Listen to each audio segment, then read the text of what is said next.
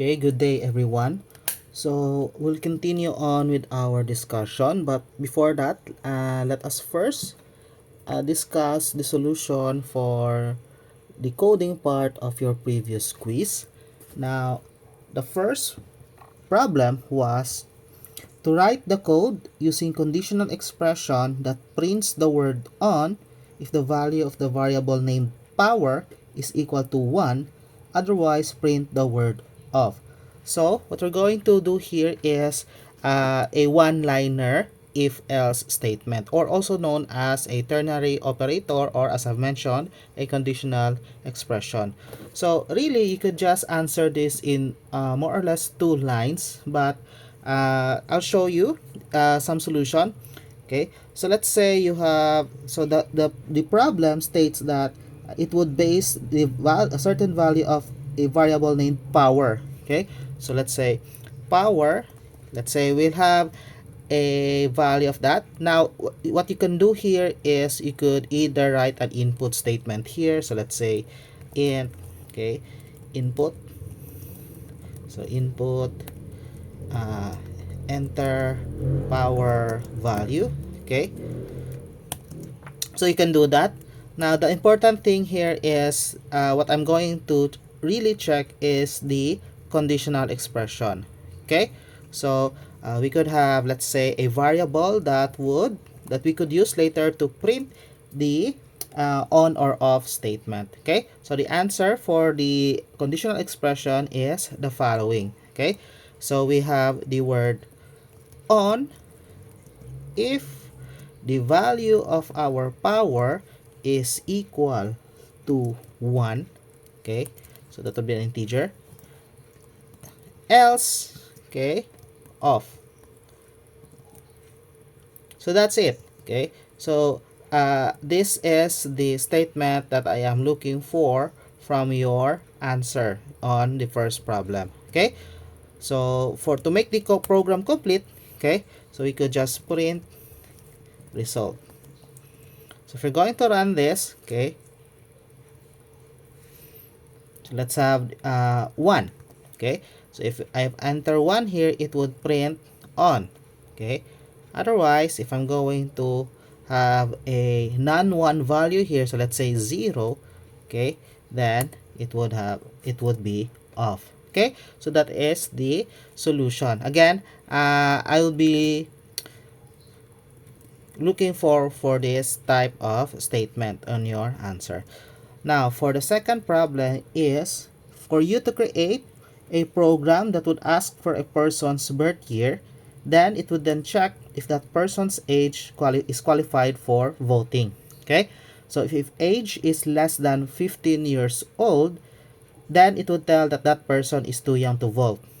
Okay, if age is greater than 30, then it would tell that the person is too old to vote. Otherwise, that person is eligible to vote. So, basically, from 15 years old to 30 years old. Anyone younger than 15 is ineligible, okay? And anyone older than 30 is ineligible, okay? So, aside from that, your program should only allow valid values for the birth year, okay? Informing the user that it is invalid if otherwise, okay? So, again, we're going to use, aside from conditional execution here, we're going to use exception handling. Okay, so we're going to do this step by step. Okay, so how are we going to compute the person's age? Okay, so by the problem stated, okay, it required a user input, since it states that the program would ask for a person's birth year. So that means that it is a user input. So let's say we have a variable birth year. Okay, so int input, then enter birth year. Okay, so for our conditional, okay, basically you need only to, it's like the solution is already in the question. Okay, so if you're going to convert this, it's like a pseudocode. So if you're going to convert this with the syntax that Pythons understand, so it would go like this. So but before that, we need to compute. Okay, we need to compute the actual age. So age would be roughly 2025 minus birth year. Okay, so we're going to use age here as in our condition. So if age is less than 15, okay, then we are going to simply print, okay, too young to vote. Okay, so L if age is greater than 30, okay, we're going to print too old to vote. Now, otherwise, okay, else print eligible to vote. Now, as of this moment, this doesn't, let's say, track the error if it is going to enter an invalid value for int. Okay, so of course we're going to use exception handling here. Okay, so how to do that? Okay, one solution is like this. Okay, so what you have, your answer should be, okay, now I would accept, okay, the basic syntax for the try except, okay, or you could also write here value error. Okay, so I could accept also this format here. Okay, so it would tell me that let's say invalid value. So in case the user would input an invalid value for our birth year. Okay, since take note, exception handling is used to try and test code that would cause a runtime error. In this case, this is the part of our code. Okay, so invalid value. So if you're going to check the try this, okay, so let's say let's say the user is born 2001. Okay, so if I'm going to enter, so it would state that it is eligible to vote since the person's age would be more or less 24. Okay, now what if I'm going to enter a birth year of, let's say, 2020, making this the person more or less 5 years old. So it would tell us that it's too young, he or she is too young to vote. Then finally, if we enter a birth year that is, let's say, 1956, which is significantly old, so it will tell us that too old to vote. Now, for the part in which it would only allow valid values, let's say if I'm going to put here 2020, so of course this is not a valid birth year. Okay, so it will tell us that it's an invalid value. Okay, so that is the solution for your programming part of your previous quiz. Again, okay, except here we could also have value error. Okay, since that would be the exception that would be raised if this part of our code is violated. Okay, or we'll have a runtime error. Okay, now let's continue on with our discussion. So previously we have talked about, we've already started discussing loops. Okay, again, there are two types of loops in Python. Generally, we have the for loop and the while loop. So the for loop, again, for loop is commonly used, okay, commonly used for definite, okay, so definite loops, okay, or definite loops or iteration. Whereas while loop, so let's have it while loop.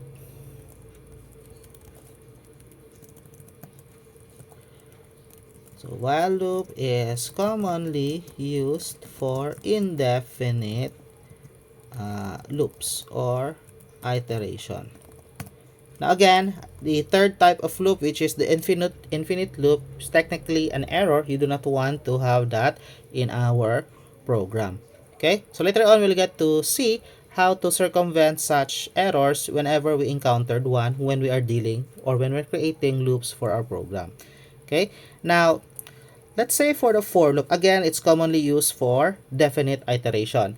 Now, for loops are commonly applied or again commonly used for, let's say, when we are iterating through a collection. In fact, the syntax of the for loop, if you remember, is the word for, then we have here the iterating variable. Okay, the variable that will be updated every time we go through our collection. Okay, so for the iterating variable in our collection, okay, so a collection here could either be a string. Okay, I think I have demonstrated that previously, and commonly a list. Okay, or other types of collection data structure. Okay, so I'll not be discussing that now. So we'll be focusing more on the string, list, and also, okay, we could have a result of a range function here. Okay, so we'll get to discuss that later. Okay, so let's have an example. So let's say we have a list of, or let's say um, you are tasked to create a program or write a code that would print out or effectively counting from 1 to 10. Okay, so there are, as usual, many ways to do this. Okay, and of course the most efficient way of doing this is using loop. Okay, so the act of counting from 1 to 10 is actually a definite iteration. Okay, since we know that we are going to do that more or less 10 times. Okay, so the syntax or the code might be the following. Okay, so let's say we have numbers. Okay, so let's say we have the following numbers. So 1, 2, 3, 4, 5, 6, 7, 8, 9, 10. So what we have here, this is a list. Okay, it's a list of numbers. A list is, again, as I have mentioned previously, it's a type of data structure in which it is capable of holding multiple values and could be referred to as a collection in which we could iterate upon, meaning we could check the individual members. Okay, so the individual members here are the numbers 1, 2, 3, 4, up to 10, separated by commas. Okay, so the individual members here, or the individual items in our list, are separated by commas. So in this case, it is the numbers 1 to 10. So how are we going to display these items or numbers? Okay, so we could use for loop. So we're going to write for. Okay, now the convention is like this.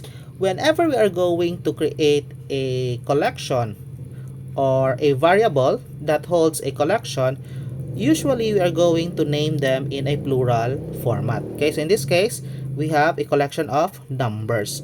Now, for the iterating variables, for this part here, okay, so for this part here, we are going to use the singular form of the collection that we are going to iterate. Okay, when I say iterate, we are going to look into the individual items one at a time. Okay, so we are going to have for number in numbers.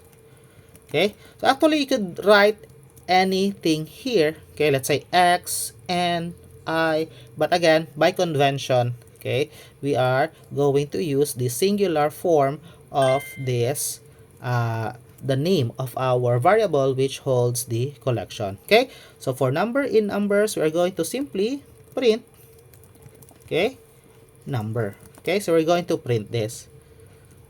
So again, what this would do is, as long as there is an item in our list that it gets to see while iterating, it is going to repeat that. Okay, so for the first iteration, for number in numbers, okay, so the current value of the number for the first iteration here is 1, since that is the first item that it gets to see. It's going to print that. Okay, then after, it would check. Okay, it would go back to to this part here, and it would check if it is the last item. Since it is not the last item, it still have another the next item, which is 2. Okay, then it's going to perform this block of code, okay, for this loop until it gets to see this last item here, okay, which is 10. So if we're going to run this, as you can see, we have this print out. Okay, of course, you could format this in any way you want. So let's say if you want to add a dot after our number, so we could just simply, okay, use an F string here and then put a dot here, or we could add here dash. Okay, so that would be, so this one. Okay, the important thing to note here is you know that how this works. Now, let's say you are tasked to count from 1 to 1000. Now, doing this may be achievable, but that is not the most efficient way of solving this. Okay, so this is when we are going to use the range function. Okay, so the range function would actually return a sequence of number, a specific range. Okay. Now there are many ways of writing the range function. Okay. So the most basic way is putting here a value. Okay. So this value here would be the number of iteration. This would the number of items. Okay, that would be listed in our sequence. But take note, okay, though we have entered here 10, if you're going to run this, okay, again, the numbers here has been replaced with the sequence that would be generated from this range function. So observe, if I'm going to run this, it actually starts from 0, then it ends with 9. So but still it has iterated 10 times. Okay, so if you're going to count 0, 1, 2, 3, 4, 5, 6, 7, 8, 9, it would still repeat 10 times. But the thing here is you might be concerned with the values involved, especially the first and the ending value. Now, if you want to start, okay, let's say if you want to start from 1, we could add another detail here in which we are going to put the starting number, okay, separated by the comma, okay, the ending number. Okay, but again, remember this would end by the value specified here minus 1. So what this would do now is it would start from 1 to 9. Okay, so now it iterated only 9 times. So if you really want to, let's say, list down 10 up to 10 items here, so of course we are only going to add 1. Okay, so making it range 1 comma 11. So this should now count from 1 to 10, since again 11 here would not be included. Okay, so that is the range function. So if you're going to count from, let's say, 1 to 100, what we're going to do is instead of writing 100 here, we're going to write 101.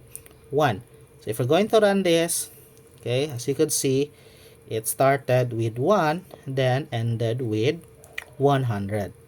Okay, now as I've mentioned earlier, okay, this is a definite iteration, meaning we know for a fact how many times we're going to iterate the loop in its entirety. But we could also use while loop for this. Though commonly used for indefinite iteration, we could also use while loop for let's say counting. Okay, so for counting numbers, so this would be the syntax. Okay, so of course we'll see later how while loops could be used indefinitely, but I'm showing you here that while loop is not only limited to counting indefinite loops. Okay, so if we have an iterating variable previously that we have referred to as a number, so let's say we are going to do that. Okay, so we have number 1. What we're going to do here next is we are going to have or write while number is less than or equal to, let's say, 10. Let's say we go back to our initial situation. okay, or scenario in which we're going to count 1 to 10. Okay, so while number is less than or equal to 10, let's say we're going to print number. So let's try and run this application. Now if you've noticed, okay, what is happening here really is an infinite loop. Okay, so what happened here is the program continuously printed 1. Okay, it even only printed 1, but it doesn't stop. As if you observe on the lower left corner, so it's continuously generating. Now if you encounter this error, okay, do not panic. Okay, do not shut down your computer or turn off your device. Okay, one thing that you could do, let's say for PyDroid, maybe we could write Control C. Okay, so pressing Control C, similar to the act of copying, the keyboard shortcut for copying, this would initiate a keyboard interrupt. Okay, as you could see there in the result, keyboard interrupt. Okay, meaning it would terminate any currently running application in the command prompt or in the terminal. Okay, so you do that. Do not shut down, do not panic. Okay, so that is what an infinite loop looks like. Now what happened here is, since the while loop operates in such a manner that while this is true, okay, it would perform the statement in its block. Now since there is no there is no mechanism, okay, there is no point in this program that this would become false, since if you notice, it would print the number. Okay, by the way, how the while loops operate, it would check if this condition is true. While that condition is true, it is going to operate its code block. Okay, so let's say first iteration, number is equal to 1. Okay, so is 1 less than or equal to 10? That is true. Since that is true, it's going to perform this part here. Now, what it would do is it would go back to the condition here to check if it's still true. If it's still true, then it's going to perform the code block here. Okay, so if you notice 1, okay, the value of number here would always be 1. There is no point of it being changed. Now, for us to effectively count, okay, really what happened earlier is it doesn't count, it just print 1, okay, since it is the constant value that is being referred to in this part here. So what we're going to do is we are going to increment, okay, or update the value of our number by 1. Okay, the same with how we are going, how we count really. Okay, so if you remember how we do the act of counting, we continuously add the value of 1 from the previous number. Okay, so we already know this since we have talked about loops, not loops, we talk about loops during our flow charting. Okay, so I have introduced you here this statement or this expression. So what this would do is, again, it gets to perform this, then whatever the result of this would be stored here. So now let's say we are going to let's make this 5 to make it shorter. Okay, so how this code would run would be, okay, so at first the value of our variable number would be assigned with the initial value of 1. It would then check, okay, this statement here, since this is a while statement, so it would check if this condition is true. So the value of number here, okay, at this point is 1. Is 1 less than or equal to 5? That is true. Since that is true, it would print that number, okay, then after which it would update the value of our number here by the current value of number plus 1. So the current value of number here at this point is 1 plus 1, which is 2. So 2 would then be assigned here. Okay, then what would happen is the program would go back. It would always go back. Okay, it would always go back to this part here. It would only continue the code block in this while loop if this is true. Okay, so what would be the current value of our number here? It would now be 2. Okay, so is 2 less than or equal to 5? Since that is true, we are going to print the value of number here, which is 2. then again, we are going to perform this step here. Okay, so 2 plus 1 is 3. So the number now at this point would have the value of 3. It would then go back here to check this condition. Is 3 less than or equal to 5? That is true. So it's going to print that number, so 3 here. Okay, so it would continue to do so until this would be false. So when would this be false? Okay, so let's say when we reach to a point where our value of number here is 4. Okay, 4 plus 1 is 5. Okay, so the current value of number here would be 5. Then it's going to check, is number less than or equal to 5? Okay, since that is true, okay, it would print that number.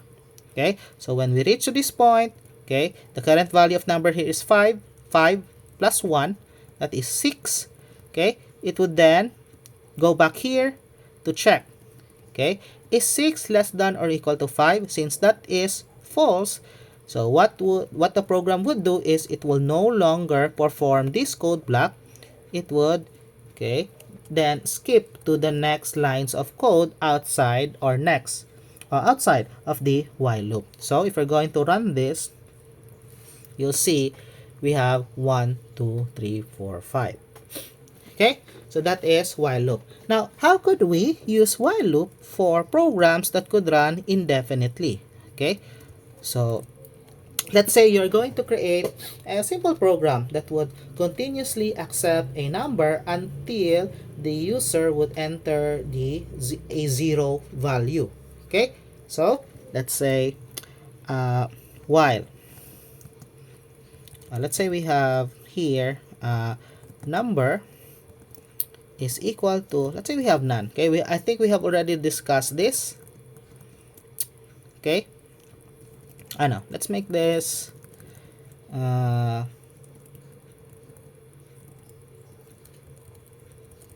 so we have while number is not equal to 0. Okay, so let's say input, so number is equal to int input enter non-zero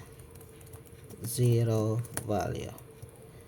Okay, or non-zero value. Let's make this simple. Okay, so okay, number is equal to none. And let's see. So enter non-zero value. So 4, 5, 6, -1. Okay, again, since we're using int here, so we need to add a whole number here. Could not add a float number. It would cause an exception. So if I'm going to enter 0, okay, as you can see, it finish its program. So let's say, let us add here a print statement, print 0 has been entered. Okay, let's make this clear whole number.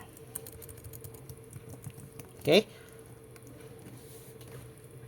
now you might be wondering why I have added this, since if we're going to erase that, okay, this would cause a name error. Okay, it would, okay, so name error, number is not defined, since you are trying to check a certain variable here, supposedly a variable, you compare that to 0, but since we haven't defined that variable, okay, we could do that here, but since, okay, we could not just add here 0, since if we're going to add here 0, this would, okay, this would automatically state 0 has been entered, since at this point, okay, this has been, okay, true, okay, or no, this has been false.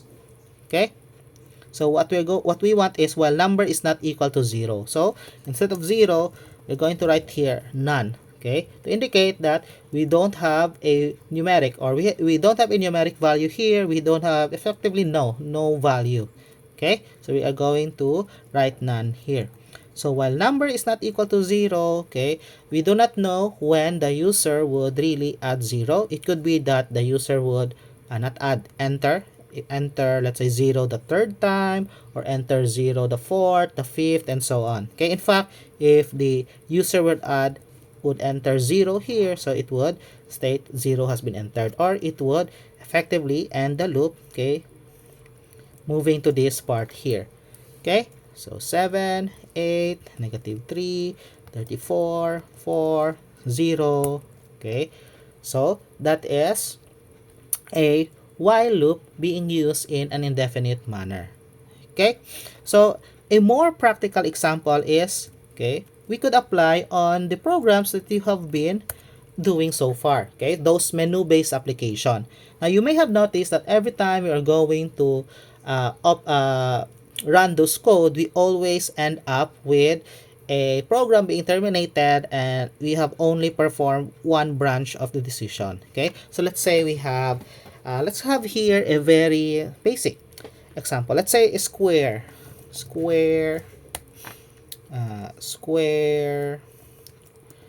calculator. Okay, so let's have a menu here. So print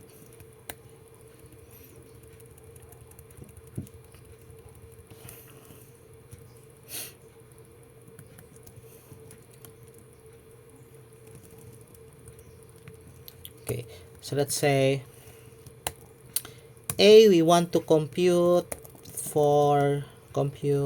perimeter, then print B, compute the area.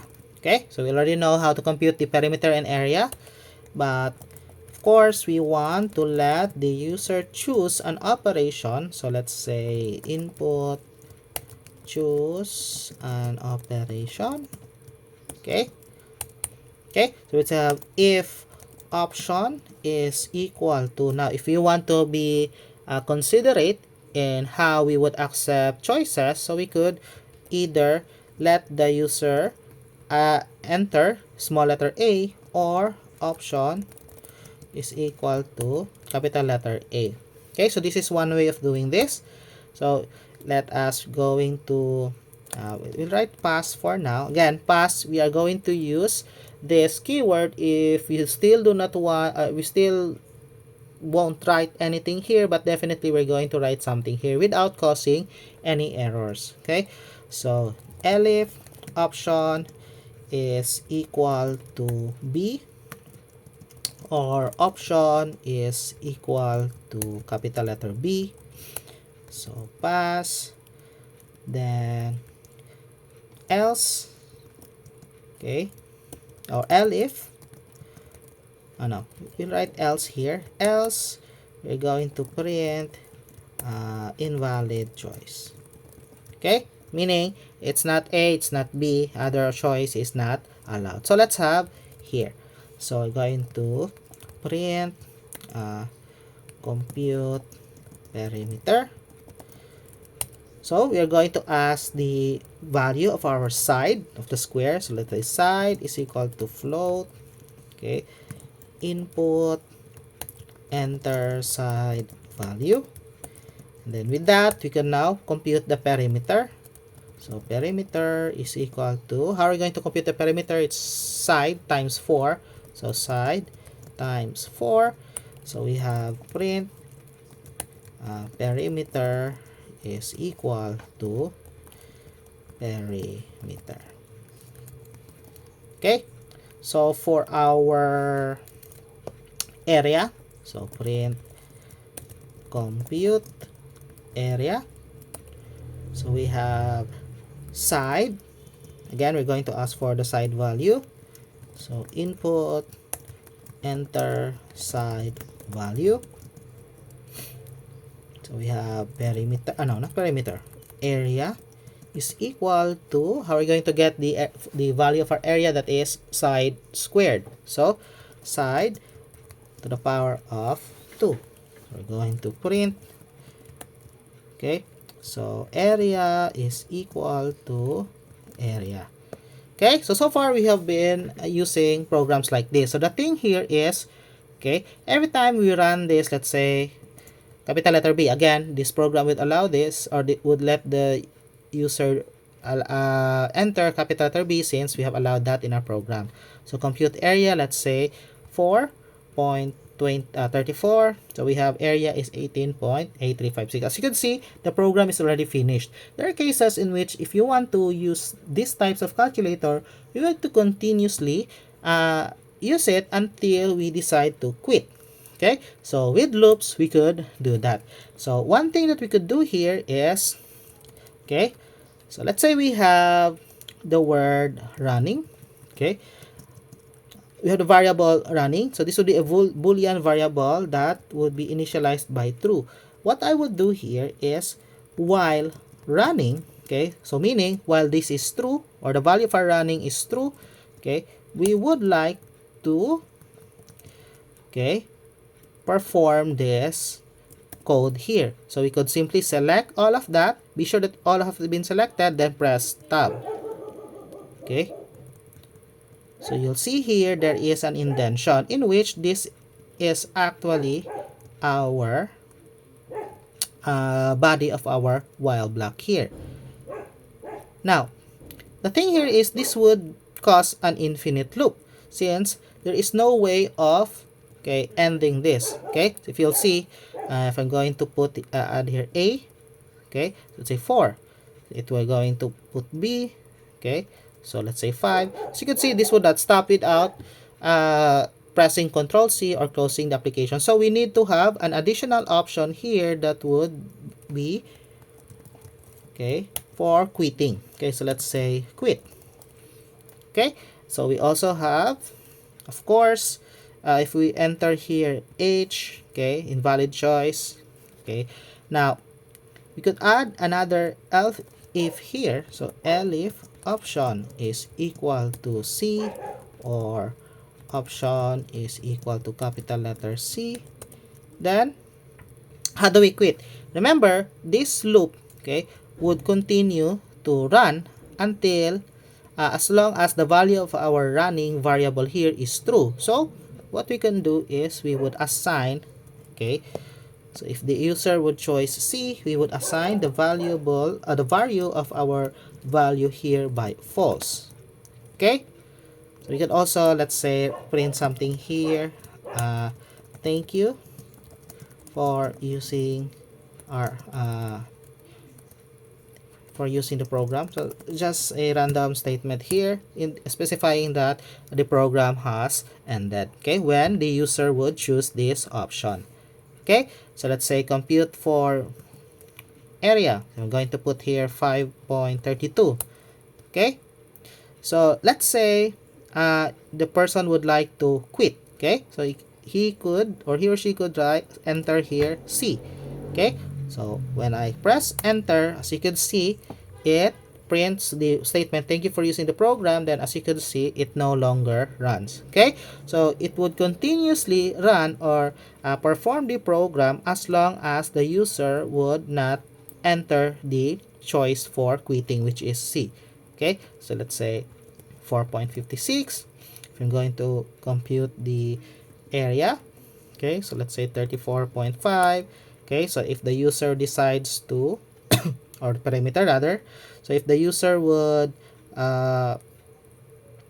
decide to quit, so he or she would simply write or enter the C as its option. Okay, so that is how you are going to practically use while loop for your program. Of course, this is just one way of doing so. So next meeting, we are going to discuss more about loops, more practical examples, and another way of ending or continuing with our loops, and so on. Okay, so for your assignment, okay, so I'm announcing that here. So your assignment is assignment to be submitted, okay, So assignment, so deadline, okay, would be next lecture meeting. Okay, so in a the 1/2 sheet of yellow paper, you answer the following. Okay, so brief discussion, okay, and provide sample code. So this would be the detail. Okay, so first is, okay, what are the keywords, let's say, how should I phrase this? Okay, what are the function of, or the purpose, what are the purpose of the following keywords for keywords in looping? Okay, so we have here break, we have here continue. Okay, then of course provide sample code, okay, and output.